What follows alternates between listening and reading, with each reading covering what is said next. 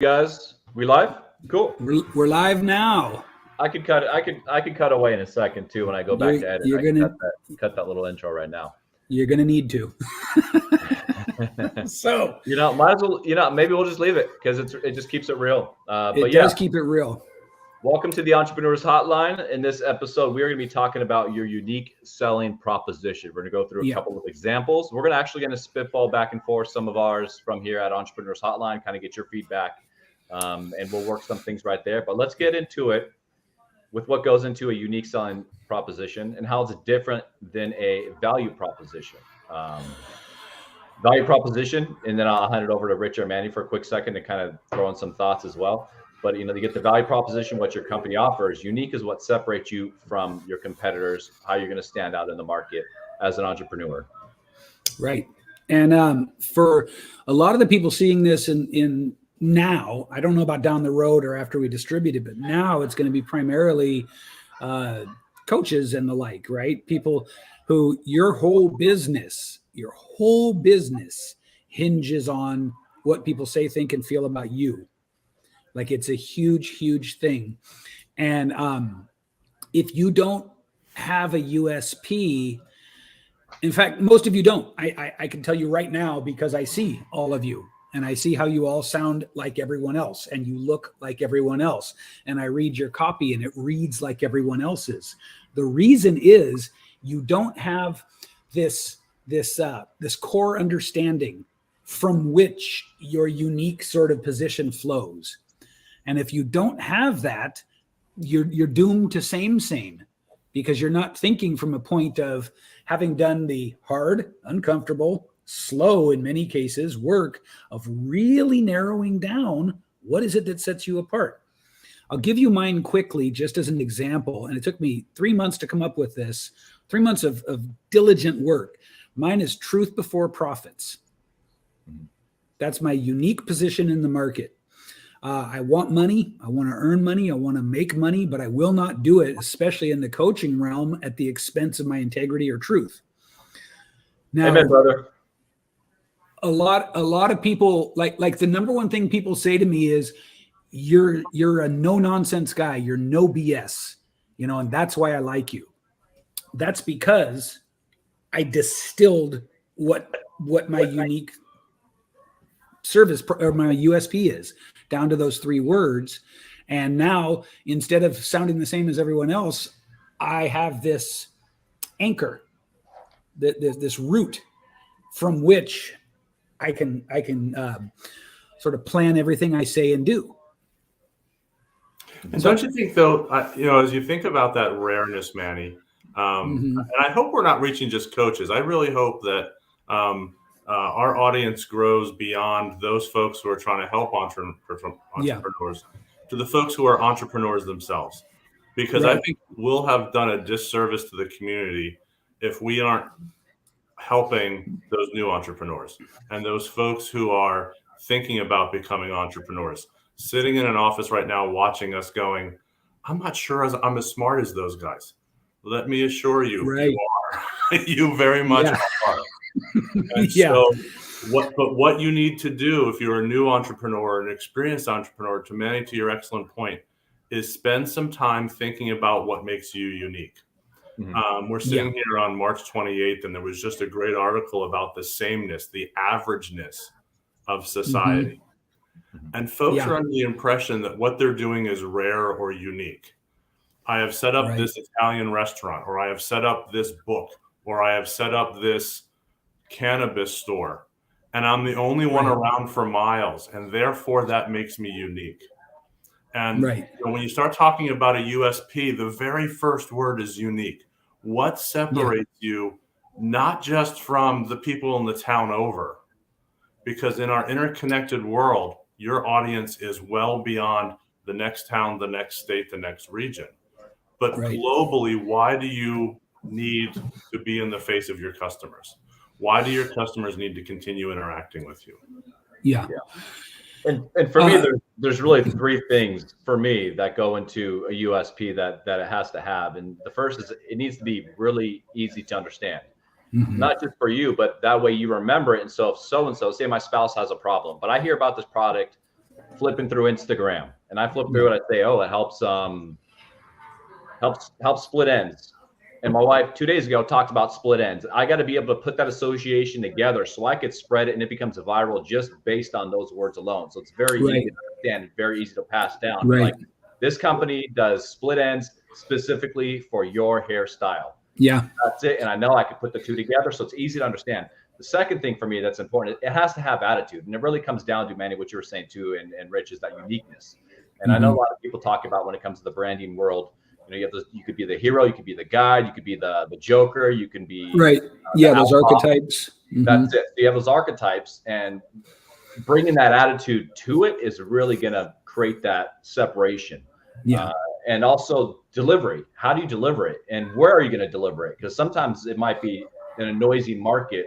If you're on Facebook and you're trying to reach the right people, that might be a different USP than if your audience is over in LinkedIn or another platform where they have some more patience, whether it's a blog. So it's also, you have to understand who's going to be your ears that are going to be hearing this, and where are you going to find them. So for me, I really put in those three as I formulate USPs. Yeah. Well, Rich, I don't get as much time to talk with you as I'd like. So I'd like to get your 2 cents publicly on what are the signs that your USP is either non-existent or weak? How can you look at your results and know? Well, I think the first thing is the intuitive sense as to whether you have correctly identified your customer. Yeah. Are you brave enough to just go after your customer? Shay just made an excellent point about linking that need with that call to action that you're hearing in the commercial that you're creating for your commercial. And if we're allowed to talk about brands, my favorite under the radar brand is Tacklight. My wife, it drives her nuts that we don't have enough light on the backside of our house. And flipping through the channels as I do, here comes Tacklight with their see it from 10 nautical miles flashlight. Yeah. No one needs a flashlight that's going to be 10 nautical miles away. And so I've gone ahead and said, hey, this is the perfect product for us, but we haven't purchased yet. And so it can't just be about the call to action. And so when I was doing direct marketing, we could actually measure calls and intent to purchase that don't convert into sales. And so those of you who are seeing a lot of traffic at your websites, are seeing a lot of phone calls coming to your websites, are seeing a lot of people poking around your Facebook page, giving you likes, but not giving you sales. What you have failed to do is create that USP. What you have failed to do is include in that USP some follow-on that says action has to be created now. It's not enough to, hey, someday I'm going to buy a Tacklight at a yard sale or whenever. It's got to be so compelling that you need that Tacklight right now. And so if you're seeing traffic, if people are finding you because of your USP, but those people are not translating into sales, you've got a fundamental flaw that you have to solve. That's an indication. Yeah. And Shay, what do you think about that?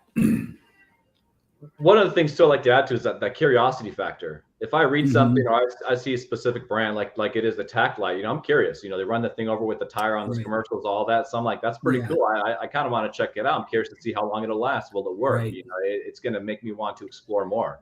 So a lot of people leave that factor out, where the entrepreneurs that do have it, you know, do they explore it and to the sense where it builds in that curiosity that people want to go and learn more. So it's like that initial hook of just your overall brand is that USP. Once you have that in place, you can really tap it and be like, okay, how could I use it to drive some curiosity? So that way people want to explore it more. So not only do you have those, you know, the attitude of it, not only do you have, you know, who you're calling out with the audience and making it easy to understand, if you could add in a little seasoning of curiosity there, it's going to give it that spice. You know, it's like the steak. You know, if you have a specific seasoning, if you go to, was it Chris Ruth versus Fleming's. I love Fleming's. I love steak in general, but Fleming's, the way they prepare all that, very specific. And that what separates the two steakhouses, that seasoning, that curiosity. And going back to the Italian restaurant. You're onto something there, Shay, with that very specific. Too many brands are afraid to go after their actual customer. Yeah.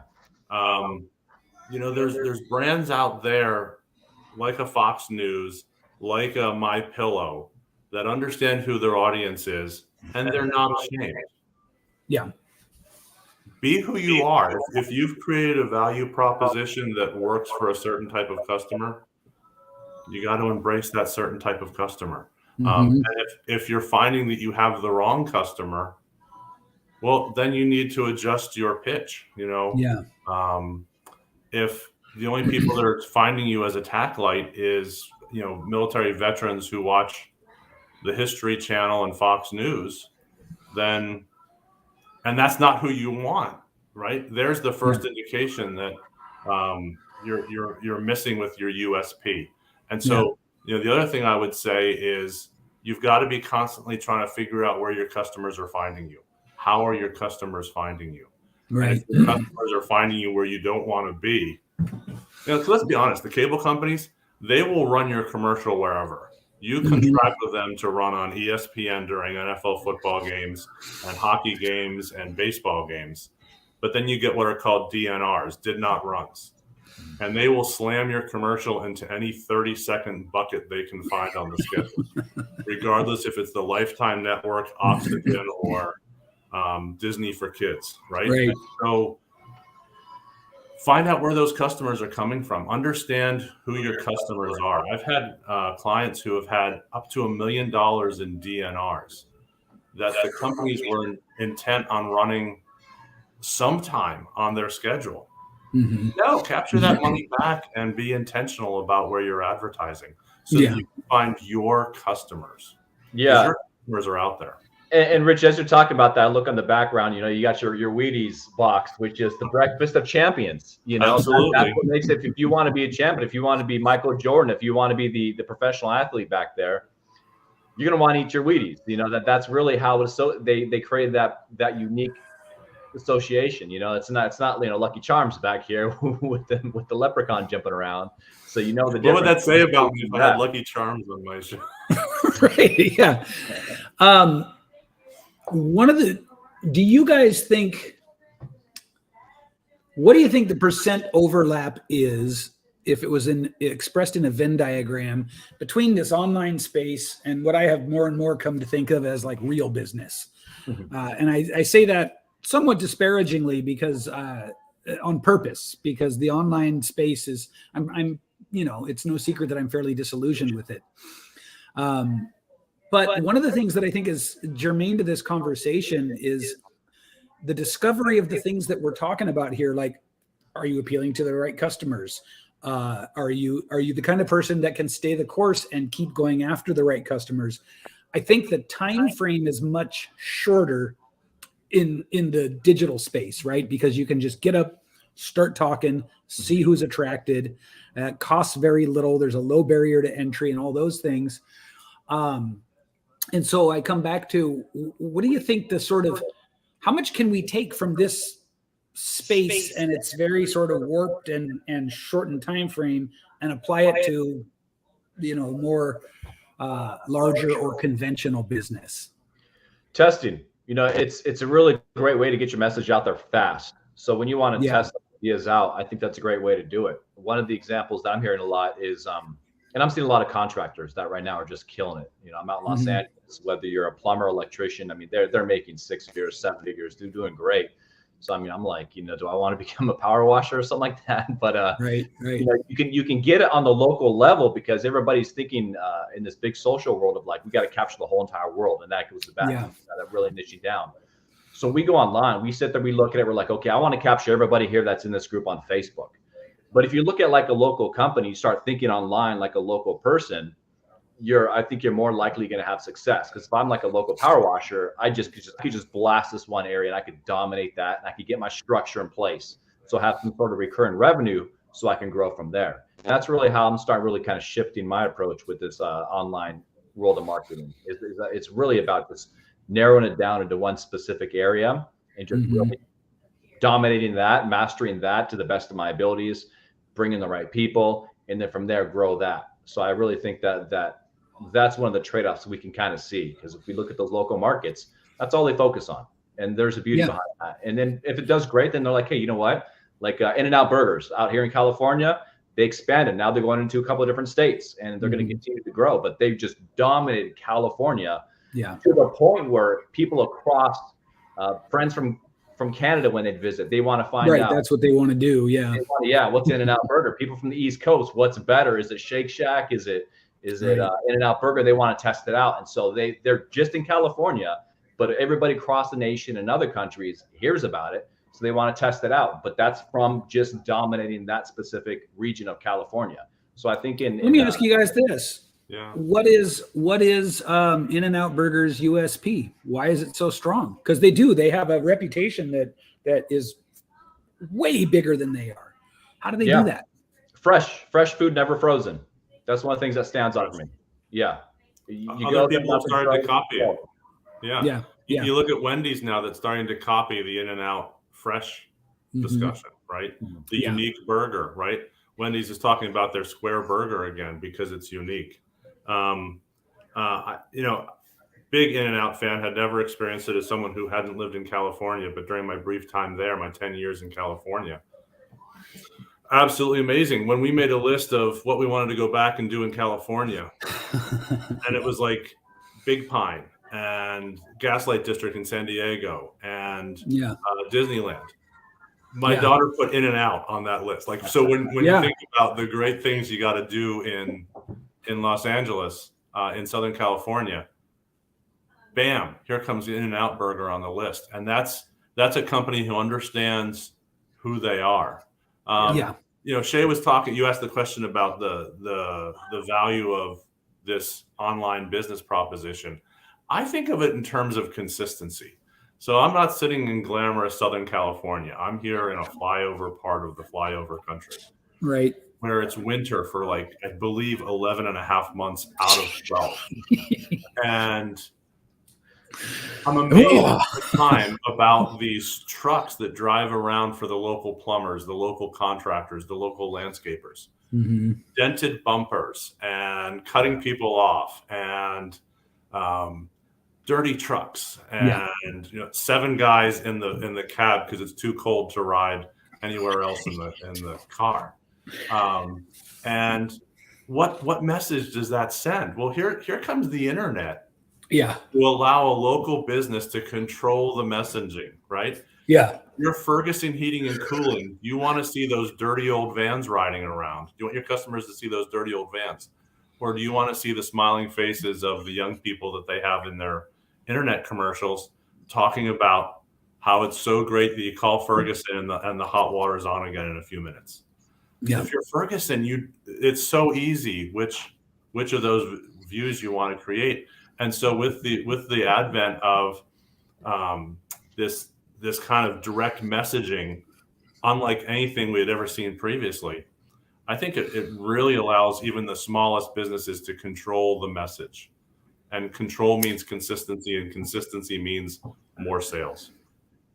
I was just talking with my CPA earlier today and outlining for her the way that I plan to use digital in my marketing strategy. And so I don't know if this is getting a little off topic, but it's interesting because one of the things that digital allows you to do is hyper target, right? You can target down to neighborhoods. In fact, I once targeted within a 3-block radius of an event I was speaking at, all day, cost $38 or something. And just saturated Facebook with, it was like in Santa Monica or something, and it's just a 3-block radius of the hotel.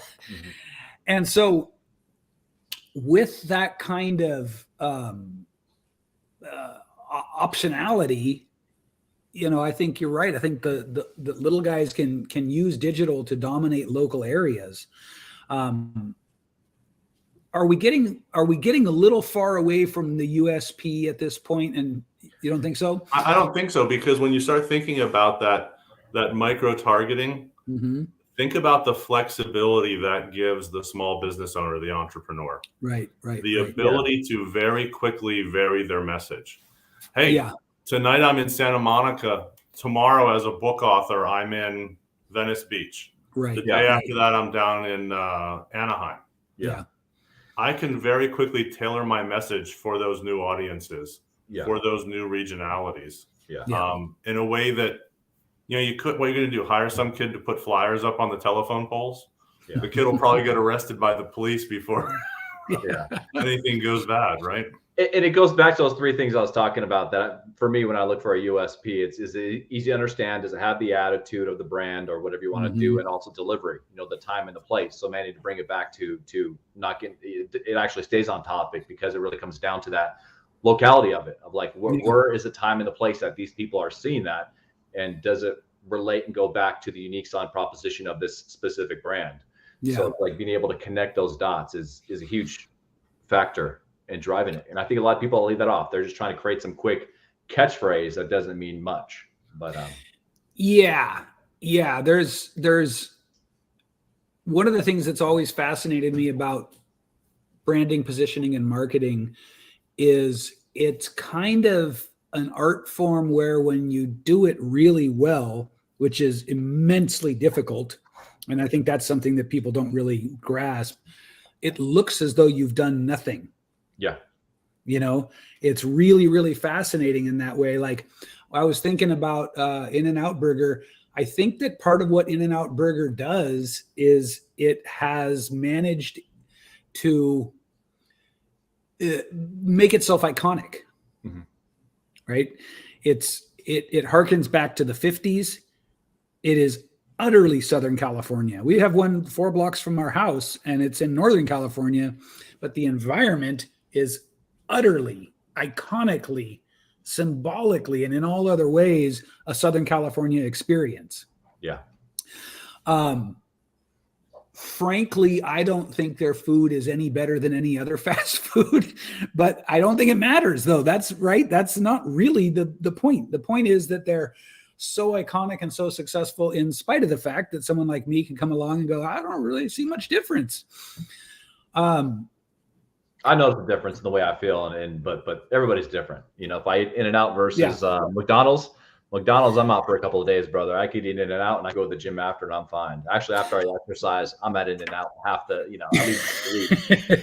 Yeah, it's interesting you bring up McDonald's, because McDonald's went ahead and wholesale copied Chick-fil-A sandwiches. I mean, didn't just try to come up with something close to Chick-fil-A.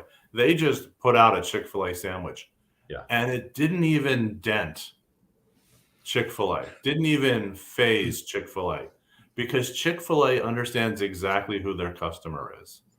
And they understand that little touch of Southern hospitality makes that chicken sandwich and unsweetened tea go down just a little bit nicer, regardless of what the price is, and regardless of the line you have to wait in. I'm absolutely fascinated by businesses that build that wait time. So you think about In-N-Out Burger, you think about Chick-fil-A, and then I'm not sure if you're familiar with Voodoo Donuts, but a viral brand that they constantly find ways to go viral. And they actually make the wait time part of the experience. I don't know if we want to talk cannabis stores, but there's a brand called Lemonade Cookies that does that as well for the cannabis stores. And they are embracing the line, embracing the wait, and making the wait part of the experience, to make sure they have exactly who they want as their customer in that line. And absolutely fascinating when brands can do that. We have go ahead. We have out here, we have crumble cookies, which take that whole thing, I think, to another level, where you are, it is encouraged and you get rewarded for getting the app and the updates. And what they'll do is they'll tell you on Monday that this is Friday's cookies that are coming out, right? To me, that's an ingenious use of technology to build desire and anticipation. and all those things. And then if you're the kind of person that likes sweets, the food is also very, very good. I don't even like sweets, and I have to concede that I've tried a dozen or so of their flavors, and it's pretty mind-blowing. But how do we get there, you guys?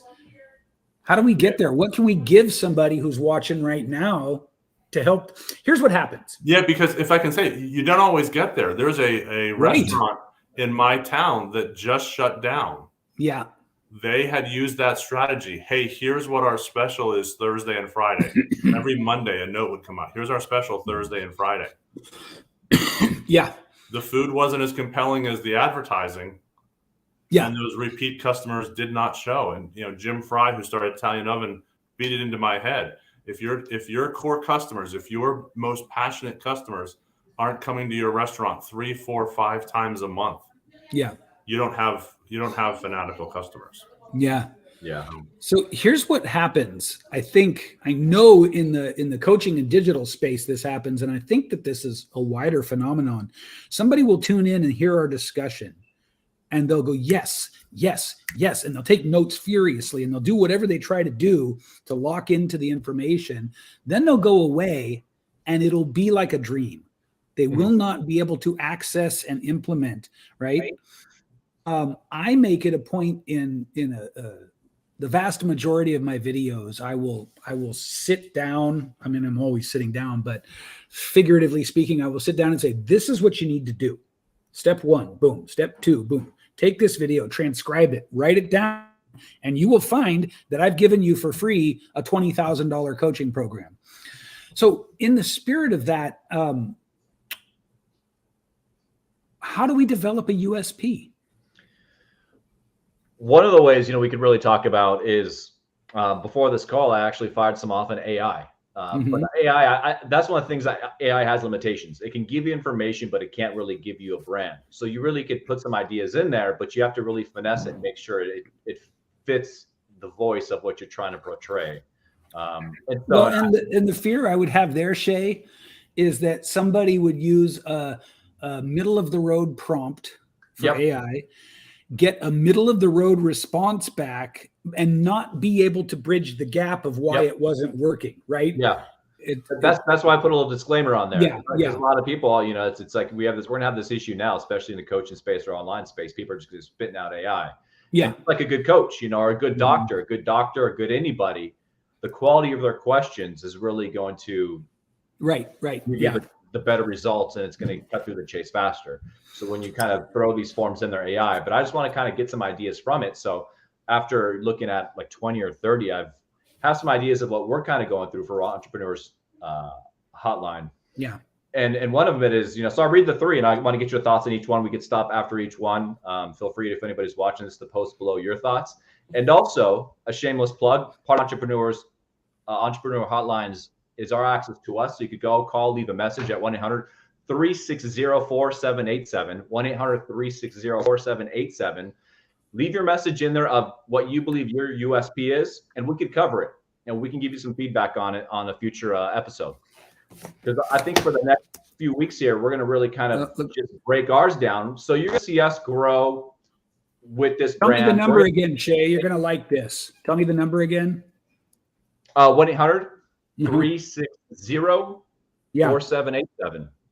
4787. Yep. Watch this, guys. Boom. There it is. Yeah. Love it. Technology for the win. Yeah. All right. Such an easy number to memorize too, man. I spent a couple of days trying to not a couple of days, a couple of hours trying to find the right number, and I was like, that's it. Easy to remember. Yeah.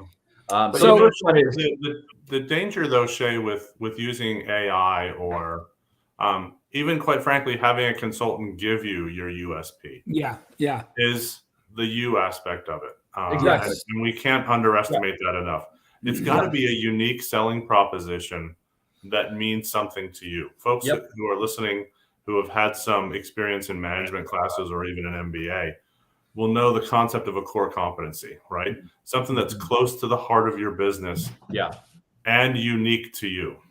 And no consultant is going to know what's in your heart. Yeah. No consultant is going to ask the types of questions necessary to get at what is close to what you want to do. They'll get close to it. They'll get part of it. But as an entrepreneur, you know what's in your heart. You know what's going to make you special.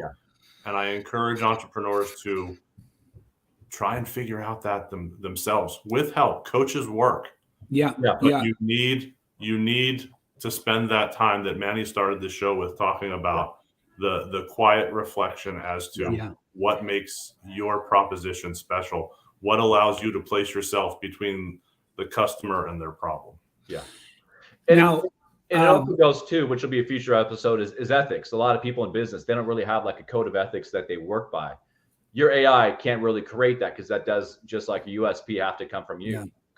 But I'll use the AI for like a research process, where like I'll pull some ideas, I'll grab that. If that resonates, then I kind of massage it, finesse it out, so it becomes like a little community of writing in the style of blank, and I fill it in and I look at it and I'm like, all right, that's sort of getting closer, but this doesn't work, so let me take this. And then I start to add in my own words. And I think, but that's, there's parts of your core brand that AI cannot build, and that's really what's going to separate you from everybody else. And having that USP in place is what's going to separate you, that blue ocean versus the red ocean.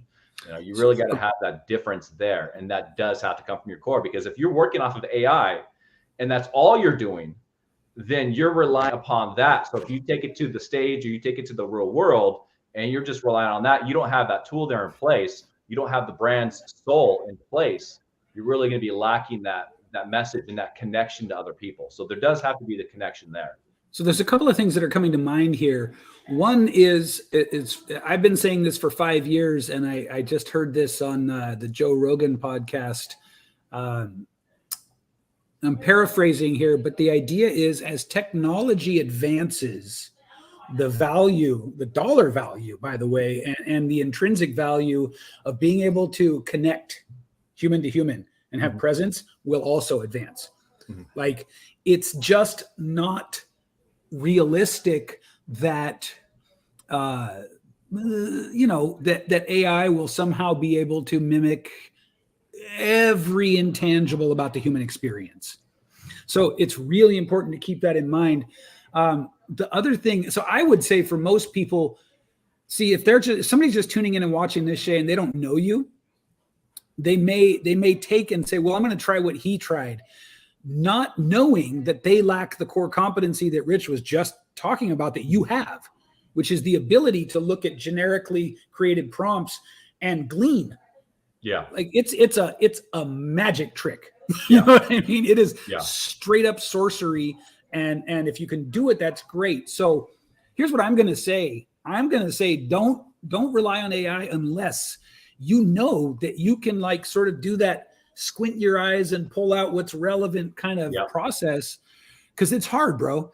It's not hard like doing an extra push-up. It's hard like some people just don't, it's not gonna ever be their thing. Do you know what I mean?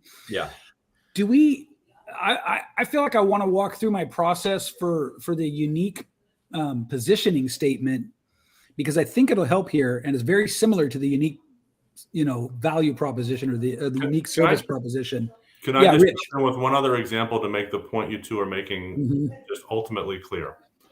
For our entrepreneurs who are watching that are pre-AI or have not sampled AI yet, back in the direct marketing days, we had the wheel of names. So we had a client who was selling nutraceuticals, nutritional supplements. And he made a bet with us that he could turn any name into a $1 million selling brand, generate $1 million with any brand. And so we created the wheel of names, and it was actually 2 wheels with a word in between. And it was all sorts of nonsensical first syllables, all sorts of nonsensical last syllables, with a list of nonsensical middle syllables. And darned if he did not turn those 3 nonsensical syllables into a brand that sold 1 million bottles. I'm sorry, sold $1 million, not 1 million bottles. And the way he did that was coming up with a way to connect that nonsensical word Yeah.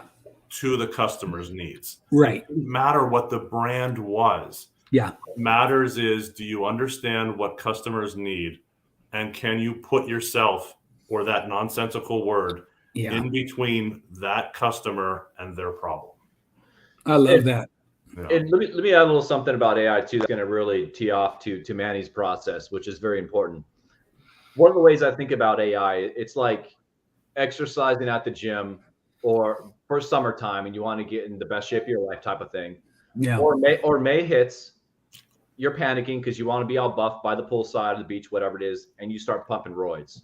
The second you stop pumping that roids, man, you're gonna get all these side effects. You know, it's all gonna turn to blubber, you know, whatever it may be. But if you do the work, and that's the thing about your USP, you have to do the work. Yeah. This process, any business whatsoever. Part of Entrepreneurs Hotline is we're talking about doing the work.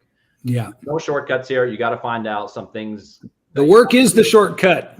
Yeah, that really is. You know, and so when it comes down to it, you know, it's like, and if you look at Rich was around doing direct marketing for decades before he became a professor.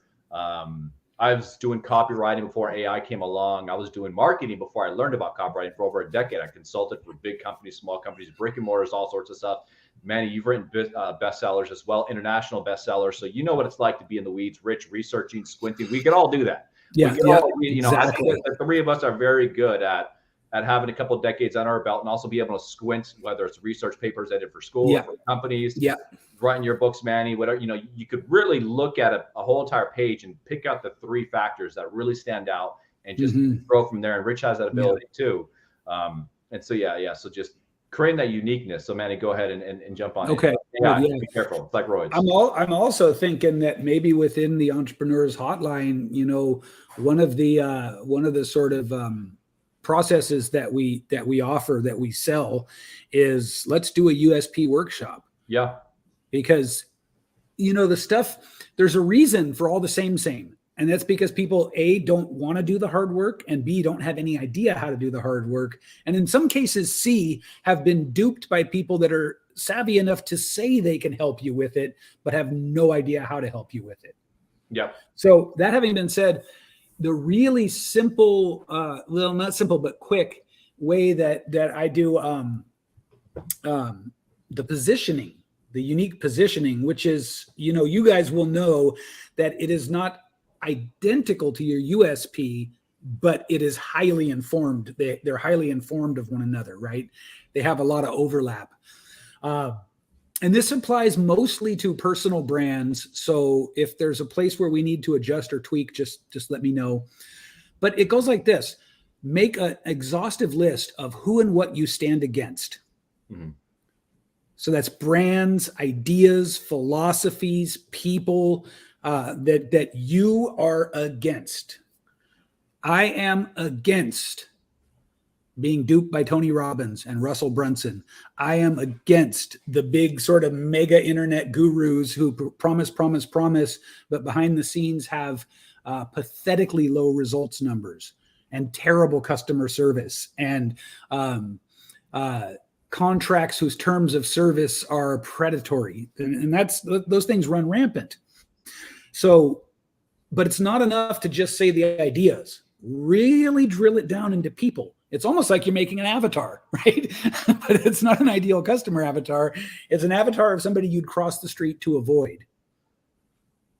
Mm-hmm. So you start big and you funnel it down, you distill it down into one kind of person or idea.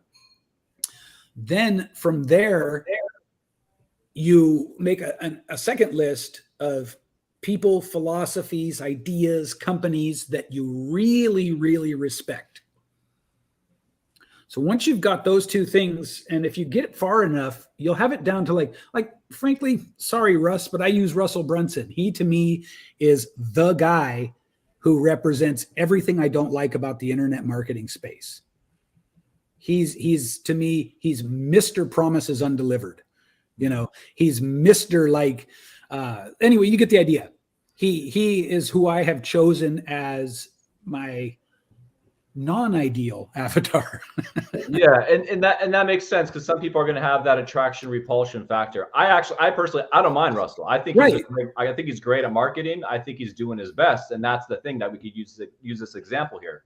So, yeah, but so the some people alike, some people don't. That's the whole point, right? If you're creating your unique position in the market, you can only be positioned if you have people, places, and things that you are not like, that you are not similar to, right? That's the only way. Otherwise, everybody uses Coke and Pepsi as the example, but they're actually more the anomaly. When you have two top of the ladder brands in the same industry, that's more the exception than the rule. So you could use something like, BMW, Audi, Mercedes. They all struggle to try to find how can we differentiate ours from the other two, like the big three European guys, right?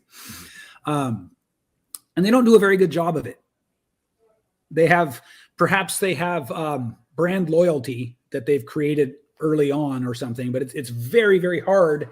And this goes back to a fundamental axiom of, you don't want to be the second rung on any ladder. You want to create your own ladder. And that's what so that's what the positioning is all about, is creating your own ladder in the minds of your clients. And so for you to like Russell and me not to like Russell is perfectly fine. Yeah. Right. Yeah. It's perfectly fine. I know there are enough people out there who don't like Russell that I can eat for the rest of my life. You know what I mean? And that's what we're doing here. So once you've got everything distilled, that you're against, distilled down into one sort of like symbolic, like a totem, a person, a place, a thing that represents all of it. Then you've got what you align with, what your real values are. And this can get a little more abstract, by the way, than people, places, and companies. This can get a little more loosey-goosey, but what you ultimately want to do is distill it down to one single idea, one single focal point. Then once you've got both of those, this is where the squinting part happens. And this is the part that most people can't really teach, because it's such an abstraction and it's such an intuitive process. You now have to work through what I call you have to go from the first level of mastery to the second level of mastery. The first level of mastery assumes that you're already really good at what you do. And for anybody watching, if you're not already really good at what you do, everything I'm describing here really won't work for you very well. But let's assume that you're very good at what you do. One of the biases that we all have is that we understand in our heads, right, what it is we do. And have you ever had that moment where you tried to describe it to somebody and suddenly you realize, Jesus, I'm all over the ice here, right? I know exactly what I do. I know exactly why it's so good. Why can't I describe it? Yeah. Part of the process, by the way. Yeah, well, that's the key part. So first you get these two polarities, these two poles, right? And then you have to sort of get really abstract and really sort of it's like trying to grab clouds. The process is like trying to grab clouds, but you got to start working it down into words. And you got to start working those words down into, I think of it like taking a bunch of gold dust and somehow reconstituting it into an ingot. And that is through iteration, through writing, through reflection, through bouncing it off other people. You come to start to be able to kind of articulate what you do in ideally 3 words, but 1 to 2 sentences will work. Mm-hmm. That's as much of the process as I can share on the positioning statement and the positioning concept without walking people through it and getting into the, wading into the mud with them. Yeah. And so that's how that works. I think that I trust that the relevance to the USP is fairly self-evident, but maybe I can have you guys reflect back to me whether it is or not. It's interesting, Manny, what you talked about there. because I was listening to you and I was struck by your comment that folks can't do step 2 until they've mastered step 1. Yeah. And everyone has seen Restaurant Impossible, Mm-hmm. where we learned that there's a lot of entrepreneurs out there who think they have step 1 mastered. Yeah. Yeah. And they really don't, because Yeah. they've never really thought about who they are and what makes them unique, Right. or they've been doing it so long that they no longer even understand their own uniqueness. Yeah. So I would encourage folks to think about their unique value proposition in terms of, first of all, value, right? Mm-hmm. What is it that you're giving a customer that they don't have? Right. And without ever losing that uniqueness. Real estate, I'll give you one other quick example. Just sold a house in Southern California for $1.2 million that I didn't pay anywhere near that for. And we had a purple bedroom because my daughter wanted her bedroom to be purple. And 3 different real estate agents came through and said, the first thing we need to do is paint that purple bedroom. And I explained to the 2 that I fired, the last thing I was going to do was paint the purple bedroom, because I guarantee customers will be fighting over the purple bedroom. And the final real estate agent who ended up selling and getting the commission was a gentleman who said, hey, I can't stand your purple bedroom, but a 6-year-old girl is going to fall in love with your purple bedroom. Yeah. And as it turned out, we got into a bidding war because one of the families absolutely had 3 daughters who absolutely were fighting over the purple bedroom. Yeah. Yeah. And, the uniqueness of our layout allowed us to get an above market deal. And if we had followed either of the first 2 real estate agents and had white walls and paid for white walls and, something that looked like every other house in the neighborhood, Right, above market. Yeah. So you've got to, the uniqueness can't be undersold in the value proposition. You can't Absolutely. ignore any one of the 3 words in this Yeah. idea, because words are important. I'm sorry, Shay, you wanted to jump in. No, that's good. I could throw some of ours for Entrepreneurs Hotline, just some ideas, some sentences that I know we could break down and distill them further here, and then we'll wrap it up from there for the day. I got to pick up my daughter up from school. But yeah, the first one is break through barriers faster with our community of active entrepreneurs who can provide powerful connections and useful resources around the clock. And that's really just trying to tap in. So that's not our USP at this point, but it's highlighting some things that we're looking for, which is when you're with the community, you get things done faster. I just watched the video with Mr. Beast, who's, I think, multi-millionaire YouTuber guy. And he talked about how when he was first starting, he's with a group of like 3 or 4 other YouTubers. And they would all, every morning, they would have Skype calls, Zoom calls, whatever it may have been. I'm trying this. Is this working? I'm trying this. You try this. We try this. Right. And they talked about, he's like, if I would have done this on my own, it would have taken me at least 4 or 5 years, half a decade, essentially. Yeah. Like, we got together as a group and we did this, and it took us a year to really start breaking through because we were learning from each other's mistakes. We were trying things, we were testing things, and we were growing much faster that way. So the first thing comes break through the barriers faster with our community. So that's one of the core parts of this Entrepreneurs Hotline. And also, it's about connections. One of the things, I'm at Rich in business school. And one of the most powerful things of business school is not necessarily what you learn in the classroom, but it's the connections you make. And with Entrepreneurs Hotline, you're not going to have to pay 6 figures that I paid for with a college degree, fraction of the price here, that you're going to be connecting with some great entrepreneurs. So it's around the clock because it's going to be community online. You could connect with people. You need someone that's going to be a specific lawyer, that's going to be a marketing person, a finance person, whatever it may be. There's going to be this whole entire group online. So it really connects to those 3 things of like, all right, it's going to help you get there faster. It's growth minded. And it's connections. And that's really what the Entrepreneurs Hotline is all about. So it's finding ways to kind of get people on this path of success with all of the gurus, all of the stuff. It's not about touching the robe of the guru. This is more about like, you're doing the work. You're in here to do the work.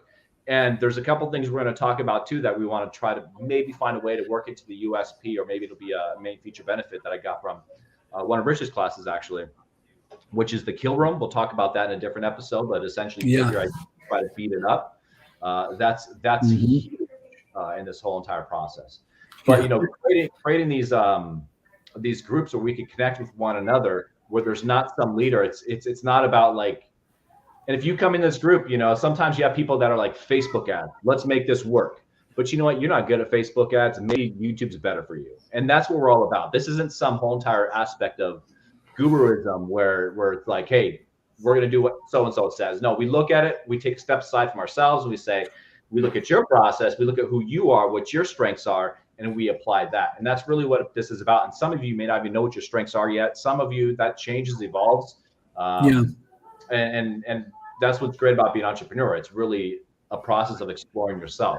So when we do this and we look at this whole entire process of what Entrepreneur Hotline is about, it's about you coming in here, doing the work. And if you don't do the work, by the way, we'll kick you out. We'd love to take your money. Like Manny was saying earlier, one of his things with the Advantage Academy was like, hey, people, trust, all that stuff is important. Profits are very important, but I'm not gonna sacrifice this. Yeah. Hotline, after 3 months, if there's no progress, you're out. And it doesn't have to be something huge. All of a sudden, in 6 months, 3 months, you're making $10 million.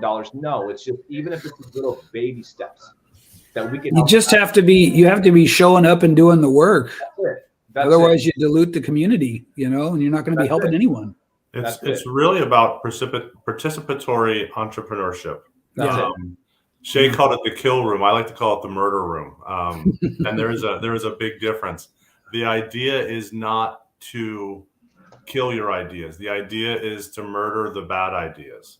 And the good ideas flourish and take sprout within the community.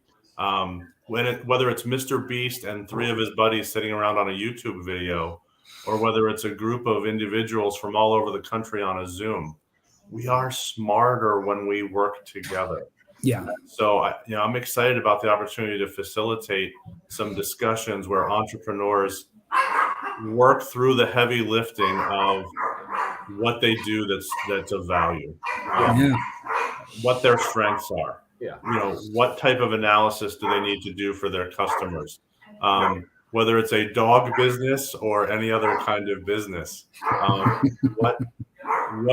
what's going to make them special? And by the way, we all have pets, and that's the beauty of this venture is this forum is it's real life, man. We all have to pick up kids from school. Right. We all have dogs that are going to start barking at the wrong time. I have a 75-pound husky. You entrepreneurs that are out there looking for a community that is supportive and wants to help you, we recognize that it's real life. This is not some sterile studio where a bunch of talking heads are going to read scripts. This is real entrepreneurs sitting down and trying to create a community of other like-minded entrepreneurs to help those folks move ahead. Yeah, and there's going to be debates, and that's what's good about it too. Because when you become good at debating, when you become good at clarifying your message, clarifying who you are, your values, what you stand for, it's really going to allow you to communicate more effectively. So when you debate, like me and Manny, we have differences with Russell Brunson. You may not like him. I actually like him. I think he does a great job. Tony Robbins, I'm a different too. He didn't like him. Some people like him. Maybe Rich likes him. There's going to be all sorts of differences that come along the way. And that's important, because if you could sit there and you could humbly take a step back and look at the other person, look where they're coming from, and realign that and see what point of view they're having. Because his point of view is like, he's not going to go outside and slash Russell Brunson tires. He's not going to do that. But he's putting a message out there saying, if you're one of the people that don't follow that, then this my message is for you, type of thing. So it really creates that, like, and that's why I said I get what you're saying, Manny, because that's part of marketing. And some of the advanced marketing is that they go out there. If you look at it, Democrats do it, Republicans do it all the time when they talk about the polarities. When the Republicans are in power, Democrats make the most. When Democrats are in power, Republicans make the most. That's just how it works. And it's just like orange man bad. You say orange man, you can see right away where people shift. You say this, people shift that way. So when people say specific people, so we're not using that it's not like some angry, hostile attempt or whatever it is, because we're gonna have differences in here, and that's the whole entire point. Because if you could work with people, you're gonna have clients, you're gonna have people that you're gonna have to work with. And when you create that code of ethics, when you have that value, when you have that USP in place, you're still able to get the job done in an effective way and in a positive manner, where you can come to the table and find some common ground, because that's really where the real growth happens. So agreed. Looking forward to what's ahead, gentlemen. Yes, sir. Thank you guys very much. And for whoever this gets in, just know that you're not alone, and we are creating resources, and the kind of resources you need, the kind you actually need, which is should be a breath of fresh air to many of you. Yeah. Okay, guys. Good work, brother. Thank you very much. Thank you.